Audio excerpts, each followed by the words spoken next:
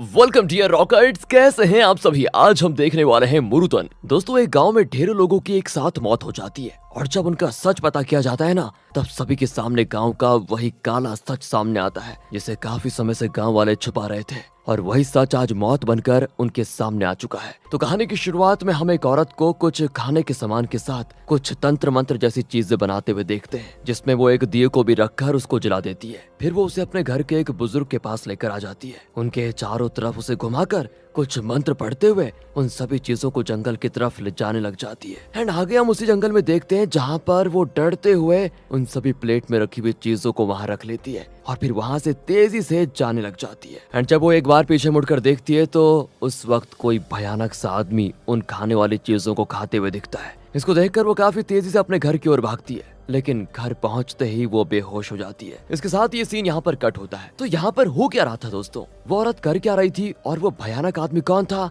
इसके जवाब के लिए हमें कहानी कुछ समय पहले लेकर जाती है, जहां हम उसी गांव में शिवा नाम के एक डॉक्टर को देखते हैं जो कि गांव के बड़े बिजनेसमैन का बेटा होता है। एंड आगे हम देखते हैं कि शिवा बहुत ही अच्छा आदमी होता है और वो हमेशा गांव वालों की भलाई के लिए काम कर रहा होता है। शिवा के दो जिगरी दोस्त हैं, वसु और वरुण, और उन्हीं के साथ शिवा अपना ज्यादा टाइम बिताता है। यहाँ से तीनों मिलकर ताड़ी पीने लग जाते हैं, मतलब वही नारियल के बड़े पेड़ों से जो रस निकल जाता है। आप सभी ने गोवा में देखा होगा कभी ना कभी। अब यहाँ से ये तीनों पीकर खाना खाने के लिए जा ही रहे होते हैं कि तभी रास्ते में उन्हें कुछ लोगों की भीड़ दिखती है और फिर पता चलता है कि वहाँ पर एक आदमी की लाश है। सभी आदमी कह रहे होते हैं कि पिछली रात अमावस्या थी और ये आदमी जंगलों में पता नहीं क्या कर रहा था, इसीलिए इसकी जान गई। असल में दोस्तों, यहाँ गोवा में काफी समय से लोगों की बड़ी अजीब तरीके से मौत हो रही है, जिसमें सभी मौतें अमावस्या के दिन होती है और आज तक किसी को भी उसका कारण पता नहीं चला। एंड ज्यादातर उन लोगों की मौत होती है जो जंगल में जाते हैं। अब यहाँ से शिवा वसु के साथ उसकी आंटी के घर पर जाता है, जहाँ वसु को तो कुछ काम होता है और शिवा वहीं पर कुछ देर के लिए रुक जाता है। तभी वहाँ पर एंट्री होती है मूवी की एक्ट्रेस अंजलि की, जिसको देखते शिवा बिल्कुल वन साइडेड फ्लाइट हो जाता है और उसे घूरता ही रह जाता है। यही चीज वासु भी नोटिस करता है और अंजलि जो है ना,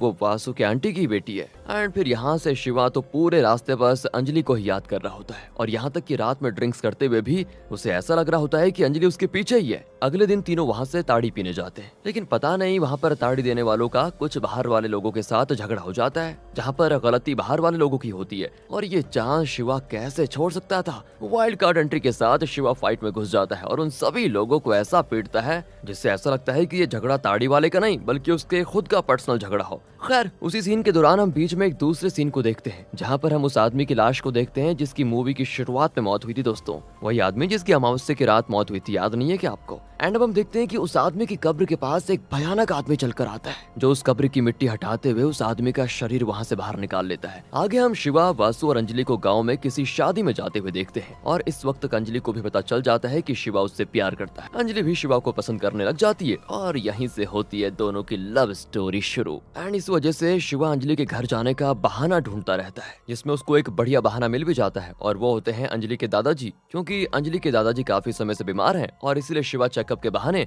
अंजलि से मिलने के लिए वहाँ पर जाता रहता है। यहाँ तक कि एक रात को बताऊं क्या हुआ, वासु की आंटी वासु और शिवा को वहीं रुक जाने के लिए कह देती है। एंड इस बीच आधी रात में शिवा उठकर अंजलि से किस मांगने जाता है और इसके लिए दोस्तों उसको इतने पापड़ बेलने पड़ते हैं कि क्या बताएं। एंड फिर यहाँ से आगे वाला सीन आप समझ ही गए होंगे। अब उसी रात को हम गाँव के घर में एक भयानक से आदमी को घुसते हुए देखते हैं, बड़ा भयानक, जो एक घर में घुसकर वहाँ पर सो रही एक औरत के साथ गलत चीजें कर देता है। लेकिन यहाँ अजीब बात ये होती है कि उस औरत को इस चीज का एहसास भी नहीं होता कि उसके साथ गलत हो रहा है और हम गौर कर पाते हैं कि वो आदमी उस औरत को छू तो रहा है, लेकिन उस औरत को ये महसूस नहीं हो रहा है, पता नहीं क्यों। पर इससे एक बात तो हमको पता चल जाती है कि वो कोई आदमी नहीं है बल्कि कोई आत्मा ही है। और दोस्तों, ये बात अगले दिन सच भी हो जाती है, जब एक पंडित जी उस घर में पूजा करवाने आते हैं, लेकिन पूजा के बीच वो उठकर वहाँ से चले जाते हैं, ये कहते हुए कि ये जगह अशुद्ध है और यहाँ किसी काली शक्ति का साया लग रहा है। इसी बीच शिवा को दिखाते हैं तो वो अपने दोस्तों के साथ ताड़ी पीकर बाइक से आ रहा होता है, लेकिन इसी बीच वरुण की तबीयत खराब हो जाती है और शिवा वासु को बाइक हॉस्पिटल की तरफ ले जाने के लिए कह देता है। लेकिन तब तक वरुण को पता नहीं इतनी उल्टियां क्यों होने लग जाती है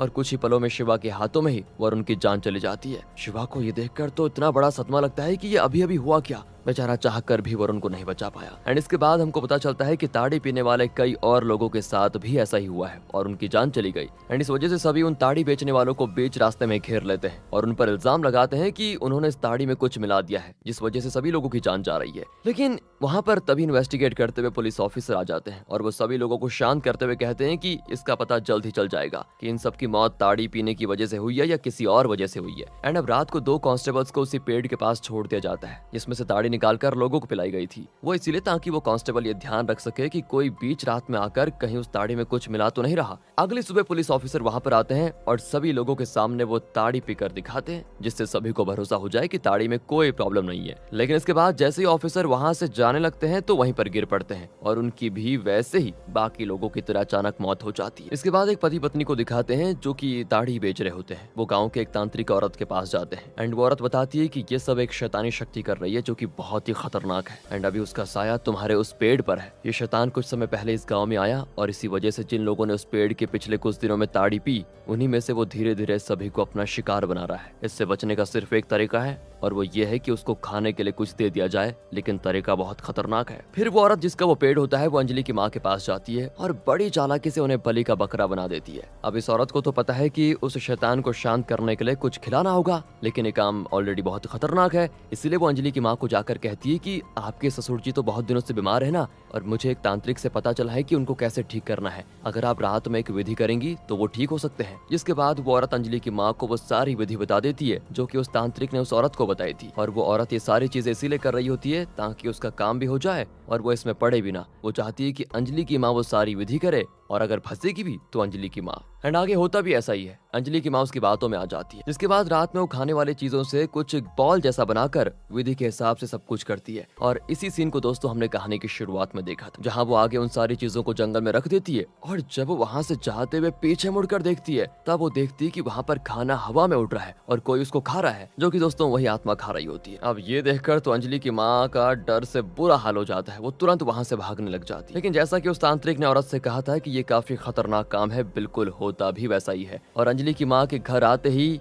उसकी मौत हो जाती है। इसकी अगली सुबह अंजलि को अपनी माँ घर के बाहर पड़ी हुई दिखाई देती है। वो उन्हें उठाने की कोशिश करती है, लेकिन कुछ देर के बाद वो समझ जाती है कि माँ अब इस दुनिया में नहीं रही। इसके बाद बेचारी अंजलि पूरी तरह से अकेली हो जाती है और उसके दादाजी की पूरी जिम्मेदारी उसके कंधों पर आ जाती है। आगे एक दिन दिखाते हैं तो अंजलि को अपने दादाजी की दवाई के लिए पैसों की बहुत जरूरत होती है और जो पैसे उसकी माँ ने जमा कर रखे हुए थे, अंजलि पूरे घर में उन पैसों को ढूंढती है, लेकिन कहीं भी उसको पैसे नहीं मिलते। अब रात में सोते हुए उसे ऐसा एहसास होता है कि उसकी माँ उसे सपने के जरिए कुछ बता रही है। वो कुछ ऐसे बता रही है कि बेटी मुझे पता है पैसे कहाँ पर है और मैं तुम्हारी मदद करना चाह रही हूँ। एंड ये सपने में ना होकर असल में भी हो रहा होता है, जहाँ अंजलि की माँ की आत्मा अंजलि की मदद के लिए वापस आई होती है। अंजलि फिर अपनी माँ की बताई हुई जगह पर जाती है जहाँ उसे पैसे मिल भी जाते हैं और ये देखकर अंजलि की माँ बहुत खुश होती है। लेकिन तभी हम वहाँ पर उस भयानक आत्मा को भी देखते हैं दोस्तों, जो कि अब तक कहानी में पूरी तरह से दिखाया नहीं गया था। और सच में अगर आप मूवी में इसको पहली बार देखोगे ना तो आपकी हालत खराब हो जाएगी। सबसे डरावना सीन है मूवी का ये। और फिर होता यह है कि वो आत्मा अंजलि की माँ के शरीर को घसीटते हुए वहाँ पर आ जाती और इससे पता चलता है कि उस आत्मा ने अंजलि की माँ की आत्मा को कैद करके रख दिया है। लेकिन ये भयानक आत्मा है कौन आखिर और क्यों ये गाँव वालों को मारने के पीछे पड़ी हुई है, इस बारे में जल्दी जानेंगे हम। आगे वो आत्मा अंजलि के पास आती है और उसके गंदे इरादे सामने आ जाते हैं। ये देखकर तो हम भी समझ जाते हैं कि यह आत्मा अंजलि के साथ भी वही करने वाली है जो इसने कुछ समय पहले उस औरत के साथ किया था। अगले दिन सभी गाँव वाले मिलकर गाँव के पंडित जी के पास जाते हैं ताकि वो उनसे जान सके कि भाई ये गाँव में हो क्या रहा है, कौन है ये आत्मा। इसके बारे में पंडित जी उनको बताते हैं कि ये सब कुछ एक तांत्रिक की वजह से हुआ है, जिसकी कहानी बताते हुए वो कहते हैं कुछ समय पहले गांव में एक सूरी नाम का तांत्रिक आया था जो कि अपनी शक्तियों के लिए बहुत ही प्रसिद्ध हुआ। हमारे गांव के सभी लोग अपनी समस्याएं लेकर उसके पास जाते थे, लेकिन जो उनको पता नहीं था वो था सूरी का काला सच। सूरी एक काला जादू करने वाला तांत्रिक था जिसने एक गाँव में जाकर वहाँ की औरतों को अपने वश में किया और अपनी शक्तियों से उन्हें बेहोश कर दिया। लेकिन उसने उस औरत को इस तरह से बेहोश किया कि सभी लोगों को लगे कि वो औरत मर गई है, इसीलिए सभी ने उस औरत को फिर दफना दिया। जिसके बाद रात में सूरी ने उस औरत को फिर से जगाया और उसे जमीन से बाहर निकालकर काला जादू करते हुए शैतान को बलि देने की कोशिश की। लेकिन किसी तरह ये सच गांव वालों को पता चल गया और उन्होंने उस औरत की बलि चढ़ाने से पहले ही सूरी को वहां से मार कर भगा दिया। जिसके बाद वो सूरी जंगल में भाग गया, जहां उसको एक रात एक डायन मिली और उसने बड़ी चालाकी से उस डायन का खून निकाल कर पी लिया, जिससे उसे काफी शक्तियां मिली। आगे पंडित जी कहते हैं कि सूरी फिर अपना पुराना गाँव छोड़कर हमारे गाँव में आ गया ताकि वो यहाँ की औरतों को अपना शिकार बना पाए। और जब तक लोगों को उसका सच पता नहीं था तब तक बहुत सारे लोग उसके पास जाते भी थे। लेकिन तभी कुछ दिनों के बाद ऐसा हुआ कि सूरी की मौत हो गई और मेरे हिसाब से तो यह आत्मा सूरी की है, क्योंकि जिन शक्तियों को इस्तेमाल करके लोगों को मारा जा रहा है वैसी शक्तियां सूरी के पास ही थी। नहीं दोस्तों, ये बात आधी सच होती है, क्योंकि असल में यह आत्मा सूरी की नहीं बल्कि किसी और की है। तो होता यह है कि उस समय जब सूरी इस गांव में रहा करता था तो गांव के राघव नाम के एक लड़के की गंदी नजर एक औरत पर होती है, जिसके साथ गलत करने के लिए राघव रात में उस औरत के पास जाकर उसके साथ जबरदस्ती करने लग जाता है। पर फिर सही समय पर वहाँ पर लोग आ जाते हैं और उस औरत का पति राघव को बहुत ज्यादा मार देता है। अगले दिन जब ये बात गाँव के मुखिया तक जाती है तो वो सभी के सामने राघव को उस औरत के सामने जमीन पर अपनी नाक रगड़ने को कहते हैं और ये राघव को करना भी पड़ता है। लेकिन यहाँ से राघव के अंदर उस औरत और उसके पति से बदला लेने का पागलपन छा जाता है। राघव को तभी बात पता होती है कि सूरी काला जादू करता है, इसलिए वो मदद के लिए सूरी के पास जाता है ताकि सूरी उस औरत के पति का कुछ कर पाए। लेकिन इसे सूरी एक मौके की तरह देखता है और रात में राघव को उस पति पत्नी को अपने सामने लाने को कहता है, जहाँ सूरी तो इस फिराक में रहता है कि वो उस औरत की शैतान को बलि देगा।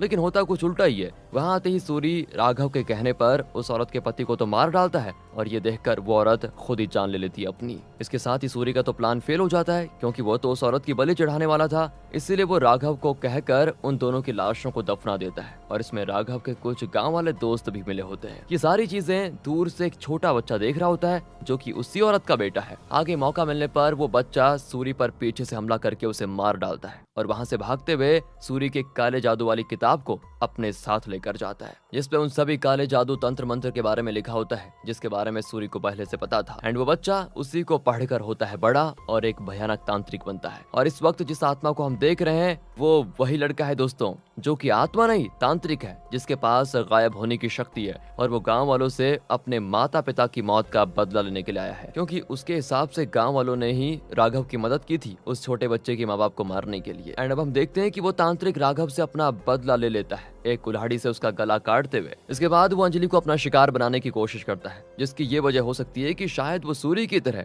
औरतों की शैतान को बलि देने की कोशिश कर रहा हो, क्योंकि उसने अपनाया तो सूरी का ही जादू है। और यही वजह है कि पंडित जी को ऐसा लगा कि यह आत्मा सूरी की है। अब पंडित जी के सामने भी ये सच आ जाता है कि यह आत्मा सूरी की नहीं, असल में ये एक तांत्रिक है। जिसके बाद पंडित जी शिवा को एक तरीका बताते हैं जिसमें वो उस तांत्रिक को देख पाएगा। वो शिवा से कहते हैं कि तुम आज रात अपनी कुलदेवी का अस्त्र लेकर अंजलि के पास जाओ, क्योंकि आज अमावस्या की रात है और आज ही के दिन वो तांत्रिक अंजलि को लेने आएगा। अगर रात में जब अंजलि घर पर होती है तो वो तांत्रिक उस पर हमला करने की कोशिश करता है, जिसको देखकर अंजलि भागकर शिवा के पास जाती है। एंड उस वक्त शिवा फाइनली उस तांत्रिक को देख पाता है जो अंजलि के पीछे भागते हुए वहां पर आया था। शिवा उस पर सीधे हमला कर देता है, लेकिन वो तांत्रिक तभी उस पर भारी पड़ रहा होता है। इसके बाद वो अंजलि को अपने साथ ले जाने लग जाता है, लेकिन आखिरी वक्त पर शिवा उस अस्त्र को उस तांत्रिक के शरीर के आर पार कर देता है, जिससे उसकी वहीं पर मौत हो जाती है और फाइनली सब कुछ सही हो जाता है। इसी के साथ ये मूवी यहाँ पर खत्म होती है। बाकी अगर आपको वीडियो अच्छी लगी हो, एक्सप्लेनेशन अच्छा लगा हो तो लाइक कीजिए, चैनल को सब्सक्राइब। मिलते हैं अगली वीडियो में, ध्यान रखेगा अपना।